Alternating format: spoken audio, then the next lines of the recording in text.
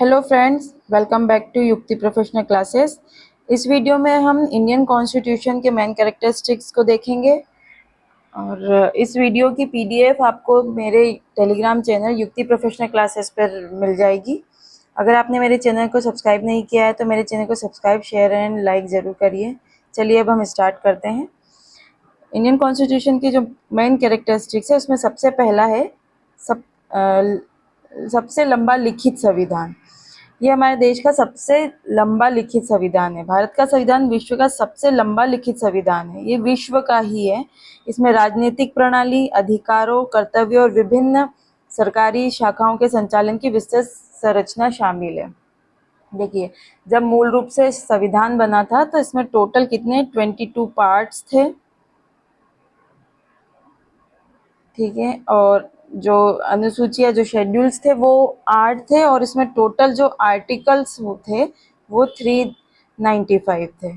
लेकिन जब बार बार जब इसमें अमेंडमेंट होते रहे, संशोधन होता गया, तब आज की तारीख में हमारे पास टोटल इसमें पार्ट है, टोटल पार्ट 25, शेड्यूल 12 और जो हमारे आर्टिकल्स है वो 450।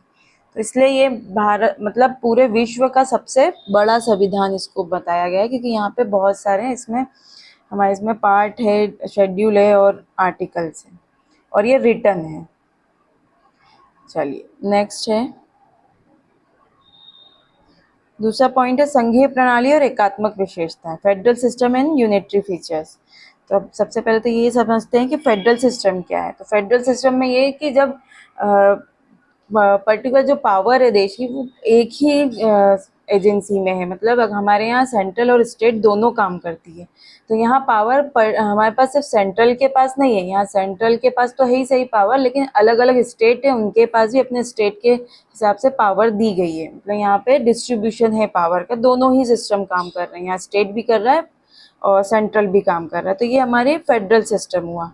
और यूनिटरी सिस्टम में ये होता है कि पावर सारी किसके पास होती है, एक ही एजेंसी के पास होगी, मीन्स सेंट्रल के पास होगी और बाकी सब उसके कमांड फॉलो कर रहे हैं, उसके अनुसार ही काम कर रहे हैं। तो हमारे देश में क्या है कि स्टेट को भी अपने काम, अपने हिसाब से काम करने की पावर है, वो उनके पास भी पावर डिस्ट्रीब्यूट है और सेंट्रल के पास भी पावर है। अब जब हमारे यहाँ पर, लेकिन यहाँ पे यूनिटरी की भी फीचर्स दिखाई देते हैं हमारे कॉन्स्टिट्यूशन में। कॉन्स्टिट्यूशन ने दिया है एक पावर, जैसे जब इमरजेंसी आती है तब वहाँ पर सेंट्रल के पास स्टेट से ज़्यादा पावर रहती है, वो स्टेट के लिए डायरेक्शंस देती है, स्टेट के लिए ही सेंट्रल भी काम करने लगती है। तो यहाँ पर जब जो ऐसी कंडीशंस आती है वहाँ पर हमारे पास फेडरल सिस्टम तो है ही, लेकिन कुछ कुछ एक्सेप्शनल केसेस में हमारे पास एकात्मक की विशेषताएं भी शामिल हैं। आप इमरजेंसी पावर जो आर्टिकल 352 में देखेंगे, जहां राष्ट्रपति राष्ट्रीय आपातकाल घोषित करते हैं, तो वहां पे केंद्र सरकार के पास अधिक शक्तियां हो जाती है राज्य से। चलिए नेक्स्ट है संसदीय शासन प्रणाली, पार्लियामेंट्री सिस्टम ऑफ गवर्नमेंट। संविधान एक संसदीय प्रणाली की स्थापना करता है जहां कार्यपालिका विधायिका के प्रति उत्तरदायी होती है। राष्ट्रपति राज्य के प्रमुख होते हैं जबकि प्रधानमंत्री सरकार के प्रमुख होते हैं। अब पार्लियामेंट्री सिस्टम क्या है, तो हमारे देश में क्या, देखिए सबसे पहले कि कार्यपालिका और विधायिका ये दोनों, कार्यपालिका विधायिका के प्रति उत्तरदायी होती है। तो कार्यपालिका में क्या क्या आता है, हमारे राष्ट्रपति, प्रधानमंत्री और मंत्री परिषद को शामिल किया गया है। और विधायिका में आता है हमारे संसद के दोनों सदन, लोकसभा और राज्यसभा शामिल है। तो जब भी राष्ट्रपति को क्या है, भारत के प्रमुख माना गया है, भारत के राज्य के प्रमुख होते हैं, ये सभी राज्यों के प्रमुख कौन होगा, राष्ट्रपति होगा। और राष्ट्रपति को संविधान के अनुसार देश चलाना होगा और यही सबसे बड़ी हमारी ऊंची मतलब एक ऑर्गेनाइजेशन होगी जो देश को संविधान के अनुसार चलाएगा। लेकिन राष्ट्रपति भी क्या, प्रधानमंत्री और मंत्रिपरिषद की सलाह पर ही कार्य करते हैं। तो यहाँ पर राष्ट्रपति का ये भूमिका होती है। अब प्रधानमंत्री की भूमिका क्या है, प्रधानमंत्री सरकार के प्रमुख होते हैं, ठीक है। राष्ट्रपति को क्या बोला है, राज्यों के, भारत के जो राज्य उनके प्रमुख है, लेकिन प्रधानमंत्री सरकार के प्रमुख होते हैं और वो मंत्रिपरिषद के नेता तो होते हैं, लेकिन यहाँ पे इनको काम कैसे करना है, इनको लोकसभा का बहुमत प्राप्त होना चाहिए। जब भी ये कुछ काम करते हैं तो यहाँ पहले लोकसभा का बहुमत मिलेगा तभी ये काम करेंगे। अगर लोकसभा का बहुमत नहीं होता है तो हमारी सरकार गिर जाती है, इस्तीफा देना पड़ता है। ठीक है, तो यहाँ पर सबसे पहले जो इसमें मेन सिद्धांत ये है कि कार्यपालिका विधायिका के प्रति जब उत्तरदायी होती है तो सबसे पहले क्या है कि लोकसभा को कुछ भी काम करेंगे तो उसको मतलब प्रधानमंत्री और मंत्रिपरिषद को लोकसभा का विश्वास प्राप्त होना चाहिए, मतलब वोट ऑफ कॉन्फिडेंस होना चाहिए। अगर वो नहीं ले पाते हैं तो इस्तीफा देंगे ये। और विधानसभा में क्या होता है कि जो प्रश्नकाल और बहसें होती है तो उसमें अगर जैसे कोई पॉलिसी ला रहे हैं, कुछ भी काम करने लगे, तो यहाँ पर क्या होगा कि संसद में प्रश्नकाल में क्या होगा, मंत्रीगण जो भी ये ला रहा है पॉलिसी उससे क्वेश्चन आंसर किया जाएगा, क्वेश्चन पूछे जाएंगे, वो कार्यों के बारे में प्रश्न पूछ सकते हैं। और मतलब एक इससे ये शो होता है कि जो सरकार की कार्यप्रणाली पे नजर रखी जाती है। प्रश्नकाल और बहस में यही होता है कि आपने ये काम कैसे किया है, इससे होगा जो आप उद्देश्य, किस उद्देश्य से लाए, उसके बारे में एक एक चीज क्वेश्चन आंसरिंग होगी। तो यहाँ पर ये है कि एक तरीके से नजर रखी जा रही है कि मनमानी तरीके से काम नहीं हो रहा है। और जैसे सरकार को ना बजट प्रस्तुत करना होता है हर बार, तो बजट जब संसद में पारित किया जाता है तो यहाँ पे लोकसभा का द्वारा स्वीकृत होना चाहिए। अगर बजट अस्वीकृत हो जाता है तो यहाँ पे सरकार मतलब ये दिखता है कि सरकार के विरुद्ध अविश्वास का प्रस्ताव माना जा सकता है। ठीक है, तो इस तरीके से पार्लियामेंट्री सिस्टम यहाँ पे काम करती है कि यहाँ मनमाने ढंग से नहीं होगा काम। राष्ट्रपति तो प्रमुख है ही सही, प्रधानमंत्री और मंत्रिपरिषद के अकॉर्डिंग वो सलाह से काम करते हैं, लेकिन प्रधानमंत्री को भी और मंत्रिपरिषद को लोकसभा के प्रति जवाबदेही होना रहता है। तो इस तरीके से ये शो होता है कि संसद के कार्यों मतलब जो ये प्रणाली ये सुनिश्चित करती है कि कार्यपालिका विधायिका के प्रति उत्तरदायी होती है और सरकार जो है ये सुनिश्चित करती है प्रणाली कि सरकार जनता के प्रति जवाबदेही है और जो उसके कार्यों पर संसद के माध्यम से निगरानी रख रही है। मतलब संसद के थ्रू, क्योंकि संसद में प्रधानमंत्री के जो काम मतलब जो पॉलिसीज ला रहे हैं मंत्रिपरिषद जो ला रही है, तो इस पर संसद जब प्रश्नोत्तर काल होगा या लोकसभा के प्रति जो उत्तरदायी वाली जो सिस्टम है उसके माध्यम से निगरानी रखी जाती है कि आप मनमाने ढंग से कुछ भी नहीं कर सकते, आपको जवाब देना होगा। तो एक तरीके से ये जनता के प्रति जवाबदेही है। ठीक है, नेक्स्ट पॉइंट है धर्मनिरपेक्ष राज्य, सेक्युलर स्टेट। भारत को एक पंथ निरपेक्ष राज्य घोषित किया गया है, जिसका अर्थ है कि कोई आधिकारिक राज्य धर्म नहीं है। सरकार सभी धर्मों का सम्मान करती है और अपने नागरिकों को धर्म की स्वतंत्रता सुनिश्चित करती है। ठीक है, तो आप इसको ये देखें कि जो जितने भी है ना, सरकार भारत सभी धार्मिक त्योहारों को मनाती है और जनरली आपने देखा है स्कूलों और सरकारी छुट्टियां जो होती है, जितने भी हमारे धार्मिक मतलब सब दी जाती है ना, सिर्फ ऐसा नहीं पर्टिकुलर कि हिंदुओं की हो रही है, सबको समान माना गया। और सरकारी स्कूल जो है वहाँ पे कोई धार्मिक शिक्षा नहीं दी जाती है। ये हमारे संविधान में दिया गया है कि इंश्योर करता है इस पावर को कि जो भी हमारे अगर स्टेट के या सेंट्रल के थ्रू अगर जो भी स्कूल या एजुकेशनल इंस्टीट्यूट बनाए तो वहाँ पर्टिकुलर किसी धर्म की शिक्षा नहीं दी जाएगी।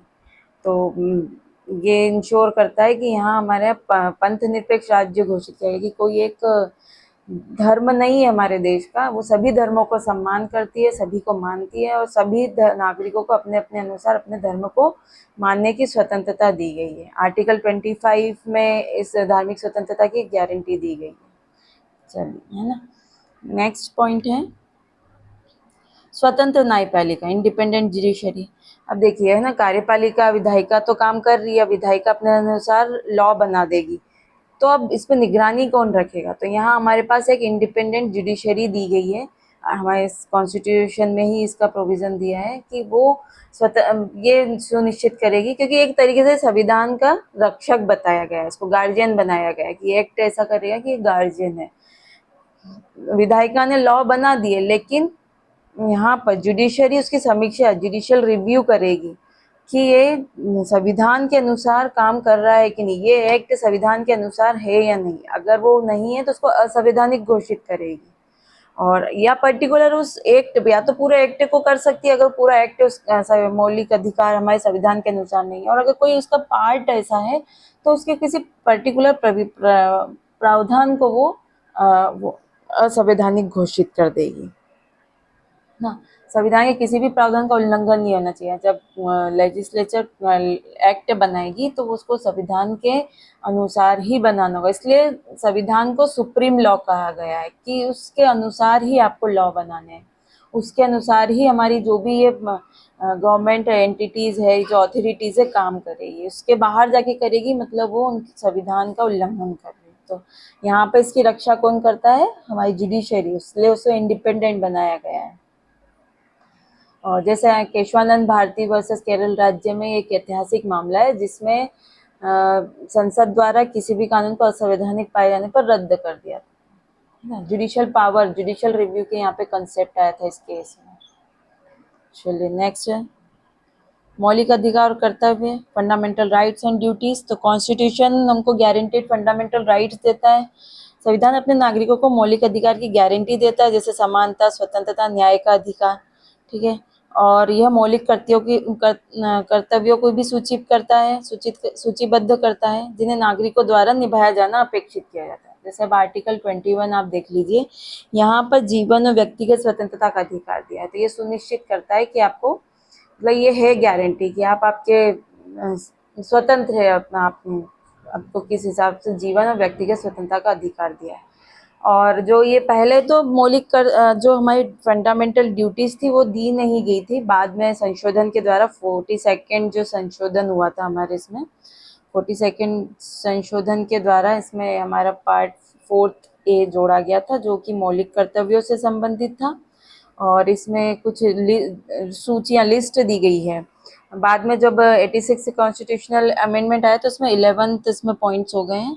तो इसमें एक दिया है कि यहाँ पे नागरिकों से अपेक्षा की जाती है कि वो उसको फॉलो करें, हमारे देश के लिए ऐसा फॉलो करें। जिसमें दिया है राष्ट्र प्रतीक जो है हमारे उसका सम्मान करो, देश की धरोहर को संरक्षित रखना है। और फिर जो 11th जो जोड़ा गया था 86 वाला, तो उसमें ये दिया गया था छोटे बच्चों के लिए था कि वहाँ पे पेरेंट्स के लिए और उसके जो गार्जियन है उनके लिए ड्यूटीज़ दी गई है। तो ये हमें हम क्योंकि देश के नागरिक है तो हमें उसको फॉलो करना चाहिए, ये हमारे लिए दिया गया। नेक्स्ट है राज्य की नीति निर्देशक तत्व। तो यहाँ पर ये कि स्टेट पॉलिसीज तो बनाए लेकिन यहाँ पे कुछ फंडामेंट जो हमारे जो राइट्स है उसको ध्यान में रखते तो बनाए, लेकिन उससे रिलेटेड यहाँ पे गाइडलाइंस दी गई है कि आप एक अपने क्योंकि किसी भी स्टेट का मेन मोटिव, हमारे जो कॉन्स्टिट्यूशन का भी मेन मोटिव है वो यही है कि सामाजिक, आर्थिक और राजनीतिक रूप से न्याय दिलाना है ना। तो इसको ध्यान में रखते हुए कुछ यहाँ पे डायरेक्ट प्रिंसिपल्स दे दिए गए हैं, निर्देश दे दिए गए हैं कि राज्य इनको फॉलो कर भी सकते हैं, नहीं भी कर सकते। इनको कंपल्शन नहीं है कि आप फंडामेंटल राइट्स अगर वायलेट होते हैं तो आप उसको कोर्ट में जाके उसको प्राप्त कर सकते हैं ना, अगर कोई उल्लंघन होता है इसके लिए। लेकिन यहाँ पे अगर कोई स्टेट इसका वायलेशन कर रही है इस पॉलिसी का, तो क्योंकि ये कंपलसरी नहीं है, यहाँ पे ये डायरेक्टिव है, सिर्फ निर्देश दिए गए हैं कि राज्य अगर अपनी पॉलिसी बना रही है तो इसको फॉलो कर सकती है। अगर राज्य नहीं भी करना चाहे तो यहाँ पे ये कोई ये नहीं कर सकता है कि राज्य इस हिसाब से काम नहीं कर रही है और कोर्ट में जाके केस करे, वो नहीं हो सकता, इन्फोर्स नहीं कराया जा सकता है। ये अपने अपने स्टेट की पॉलिसी अपने अपने हिसाब से बना सकता है। संविधान में राज्य के नीति निर्देशक सिद्धांत शामिल है जो सामाजिक, आर्थिक और राजनीतिक न्याय की विशेषता वाले सामाजिक व्यवस्था के निर्माण के लिए दिशा निर्देश दिए गए हैं। ठीक है।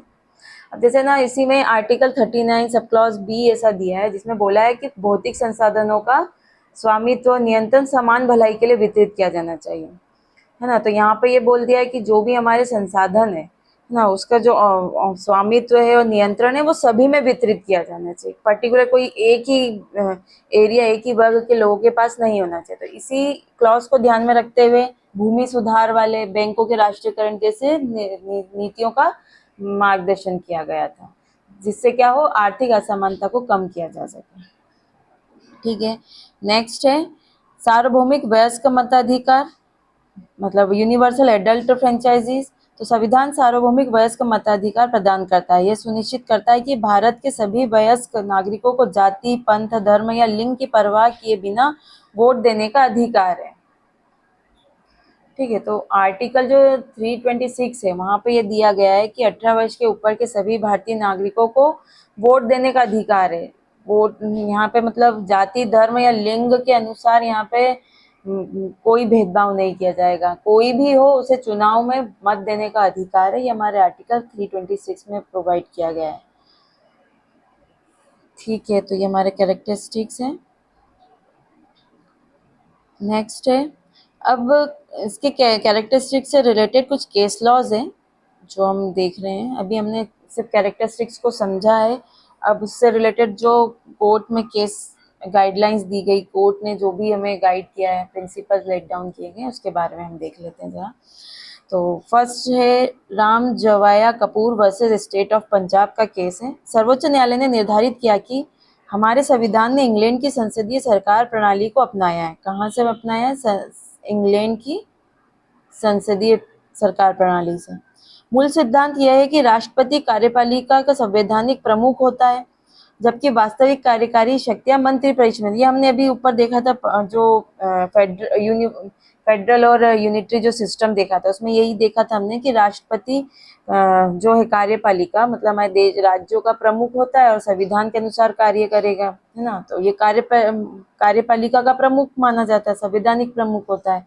और जो किसके हिसाब से काम करेंगे? जो मंत्री परिषद, प्रधानमंत्री जो है उनके अकॉर्डिंग काम करेंगे। तो यहाँ क्योंकि उनकी सलाह पे ही काम करना है, तो इसलिए यहाँ पे बोला कि यहाँ शक्तियां मंत्री परिषद में निहित होती है। ठीक है, संवैधानिक प्रमुख तो है हमारा राष्ट्रपति, लेकिन जो वास्तविक कार्यकारी जो शक्तियां हैं वो किसके पास है? मंत्री परिषद के पास है। तो इस केस ने क्या प्रिंसिपल लेट डाउन किया था कि हमारा जो भारत है वो पार्लियामेंट्री सिस्टम को फॉलो करता है, जहाँ पे प्रेसिडेंट तो नॉमिनल हेड है स्टेट का, लेकिन जो रियल पावर है वो काउंसिल ऑफ मिनिस्टर के पास है, और जिसका हेड कौन होगा? प्राइम मिनिस्टर होगा। ठीक है, तो ये जो इंश्योर करता है डेमोक्रेटिक सेटअप एक तरीके से बता रहा है, जहाँ पे इलेक्टेड रिप्रेजेंटेटिव होते हैं और जो एग्जीक्यूटिव पावर को एक्सरसाइज करते हैं। ठीक है, ये पहला केस था। फिर सेकंड केस है SR Bombay versus Union of India. धर्मनिरपेक्षता संविधान की मूल संरचना है। सर्वोच्च न्यायालय ने माना कि धर्मनिरपेक्षता का सकारात्मक अर्थ है और यह विभिन्न धर्मों के प्रति समझ और सम्मान विकसित करने का मतलब है।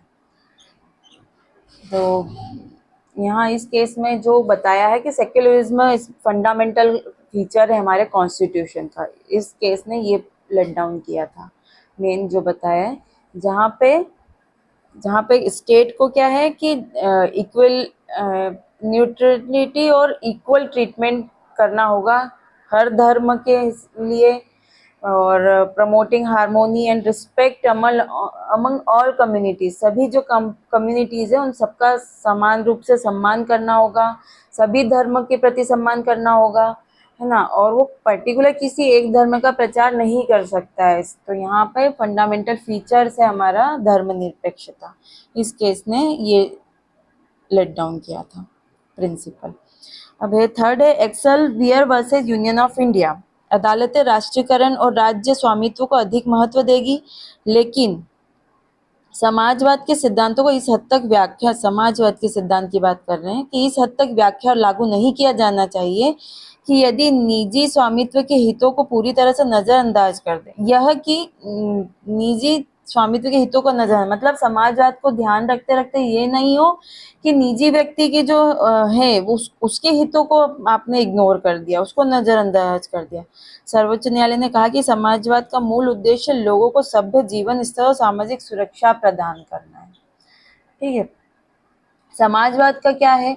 समाजवाद की मेन विशेषता क्या है? एक तो सबसे पहले सामाजिक स्वामित्व होना चाहिए कि जितने भी, जैसे मतलब इसका मेन कैरेक्टरिस्टिक्स ये है समाजवाद का कि जितने भी उद्योग है, इंडस्ट्रीज है, संसाधन है हमारे देश के, जो भी स्वामित्व है, मतलब सेवाओं का स्वामित्व है, वो समाज और राज्य के पास होता है समाजवाद में। ठीक है, इसका उद्देश्य क्या होता है कि संसाधनों का उपयोग सभी लोगों के लिए उपयोग किया जाए, सभी के भलाई के लिए उपयोग किया जाए, कुछ व्यक्ति मतलब या समूहों के लिए नहीं उपयोग किया जाए, उनको ही लाभ नहीं मिले, सभी को समान रूप से मिले। तो समाजवाद की सबसे पहली विशेषता तो ये है, समानता होना चाहिए सब जगह। आर्थिक और सामाजिक समानता स्थापित करना है कि हर व्यक्ति को उनकी मेहनत और जरूरतों के हिसाब से संसाधनों का वितरण होना चाहिए।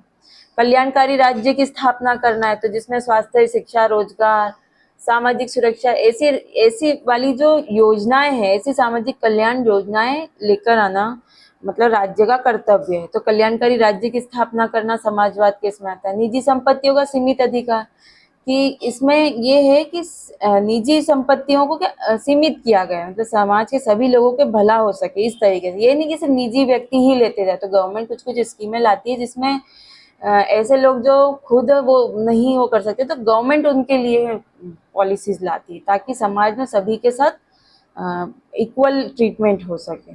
ठीक है, तो व्यक्तिगत लाभ की बजाय सामूहिक लाभ को प्राथमिकता देती है गवर्नमेंट, है ना।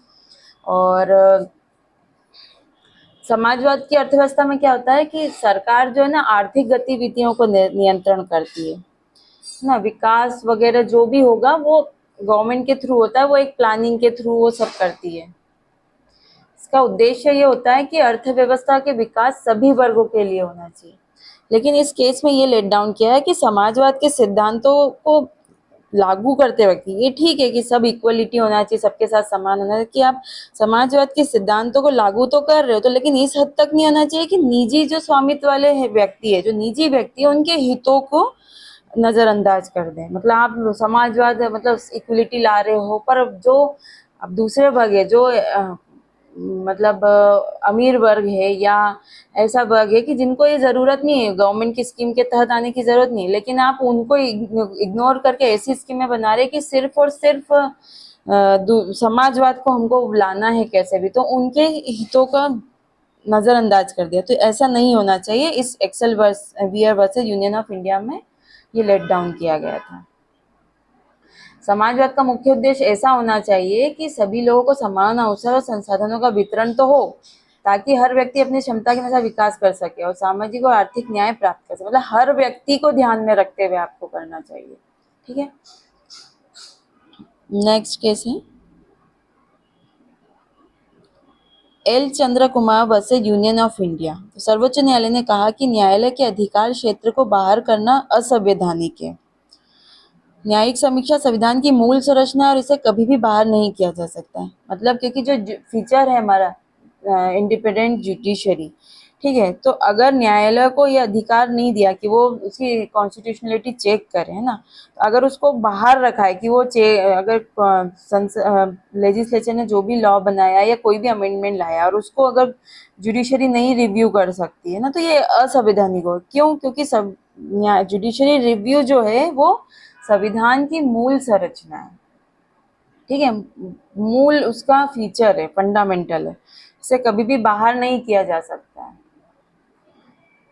तो यहाँ पे ये इंश्योर किया गया है कि जुडिशरी कैन रिव्यू, वो रिव्यू कर सकती है एग्जीक्यूटिव और लेजिस्लेटिव के एक्शन को। वो कुछ भी काम करे, जुडिशरी के पास है पावर कि वो उसको रिव्यू करें। और ये एक तरीके से ये देखने के लिए कि कॉन्स्टिट्यूशनल फ्रेमवर्क में काम हो रहा है कि नहीं। चेक एंड मेट का यहाँ पे सिद्धांत होता है कि जो भी लेजिस्लेटिव काम करेगी उसको चेक करेगी जुडिशरी, लेकिन जुडिशरी को भी इतना बोला गया है कि वो इस हद तक काम नहीं करे कि वो उनके कामों में इंटरफेयर करे, हर चीज में उसको आने की जरूरत नहीं है। तो यहाँ चेक एंड मेट का फंडा लाया गया है। और इस केस में खास जुडिशियल रिव्यू हमारा जो है, जो कोर्ट को दिए गए हैं, जो हमारे है ना, ये इसका बेसिक स्ट्रक्चर है और इसको बाहर नहीं किया जा सकता है। तो judicial review is a basic structure of constitution, और ये मतलब कोर्ट को इससे बाहर नहीं किया जा सकता है। L Chandra Kumar versus Union of India में ये लेट डाउन किया गया था प्रिंसिपल। नेक्स्ट है state of West Bengal versus Union of India. भारतीय संविधान वास्तव में संघीय नहीं है और राज्य संप्रभु नहीं है। राजनीतिक संप्रभुता संघ और राज्यों के बीच वितरित है, जिसमें संघ को अधिक महत्व दिया गया है। ठीक है, तो इसमें सीधा से ये बताया, हमने देखा ही था कि फेडरल वो यूनिटरी है और फेडरल दोनों ही है। तो इसको सीधा सा हाईलाइट किया गया है कि क्वाजी फेडरल नेचर का है इंडियन कॉन्स्टिट्यूशन। क्यों? क्योंकि देखो यहाँ पे दोनों ही काम कर रहे हैं। पहले तो यही है कि सेंट्रल स्टेट दोनों मिलके काम कर रहे हैं अपने अपने लेवल पर, लेकिन जब जरूरत पड़ती है तब सेंट्रल अपने हाथ में। तो यहाँ पे इसको प्योरली आप इसको फेडरल नहीं बोल सकते और ना ही इसको यूनिटरी बोल सकते हो, तो इसलिए इसको क्वाजी फेडरल बोला गया। इस केस में ये लेट डाउन किया गया था कि ये क्वाजी फेडरल है, जहाँ पर जो बैलेंस ऑफ पावर है वो सेंट्रल गवर्नमेंट और इसके पास ज़्यादा है स्टेट के मुताबिक। जो स्टेट के पास तो है ही, लेकिन सेंट्रल गवर्नमेंट के पास ज़्यादा है स्टेट से। ये क्या बताता है कि ये एक स्ट्रॉन्ग और unified nation while allowing regional governments show करता है। ठीक है, तो यहाँ state of West Bengal versus Union of India के केस में ये बताया गया है कि ये ट्रूली फेडरल और and state are not sovereign, यहाँ नहीं है, मतलब दोनों ही मिलकर काम कर रहे हैं, लेकिन इसको आप प्योरली संघीय नहीं बोल सकते हो। ठीक है, state of Rajasthan versus Union of India. भारतीय संघ संघीय है, लेकिन संघवाद की सीमा काफी हद तक देश की प्रगति और विकास की आवश्यकताओं द्वारा कम की गई है, जिसे राष्ट्रीय, राजनीतिक और आर्थिक रूप से समन्वित और सामाजिक, बौद्धिक और आध्यात्मिक रूप से उन्नत किया जाना चाहिए। यहाँ पे भी इस केस में ये प्रिंसिपल लेट डाउन किया गया फेडरल स्ट्रक्चर को, कि ये फ्लेक्सिबल है। कहाँ तक? जो हमारे देश की जो हित है, जो डेवलपमेंट है, हमको गोल प्राप्त करना है, तो वहां तक उसमें इसमें फ्लेक्सिबिलिटी है इतना, इसमें ये प्रिंसिपल लेट डाउन किया गया। मतलब ये देश की प्रगति और विकास तक के लिए तक ही ये वो है, आवश्यकता द्वारा कम की गई है। नेक्स्ट है Kuldeep Nair versus Union of India. हालांकि संघीय सिद्धांत हमारे संविधान में प्रमुख है, वह सिद्धांत इसकी मूल विशेषता में से एक है, लेकिन यह भी उतना ही सत्य है कि संघवाद एक मजबूत केंद्र या एकात्मक शक्ति के पक्ष में झुका हुआ है। यहाँ पे वही बात की क्वाजी जुडिशरी वाली, क्वाजी फेडरल की, यहाँ पे सिर्फ संघीय तो है इसकी मेन कैरेक्टरिस्टिक्स, लेकिन ये उतना ही है कि इसमें एकात्मक शक्ति के पक्ष में भी है, मतलब एक यूनिटरी रूप में भी ये काम करता है। तो यहाँ पे ये मतलब federalism is a core aspect of the constitution, लेकिन ये पूरा सेंट्रल गवर्नमेंट को पूरी तरीके से, मतलब वो फेडरल रूप से काम नहीं करता है। यहाँ पे जब जरूरत पड़ती है तो वो एकात्मक रूप से भी काम करते हैं। यहाँ पे ये प्रिंसिपल लेट डाउन हुआ है। चलिए आज के लिए इतना ही, मिलते हैं हम नेक्स्ट वीडियो में। Thank you. अगर आपको मेरा वीडियो अच्छा लगा है तो शेयर, सब्सक्राइब, लाइक ज़रूर करिए।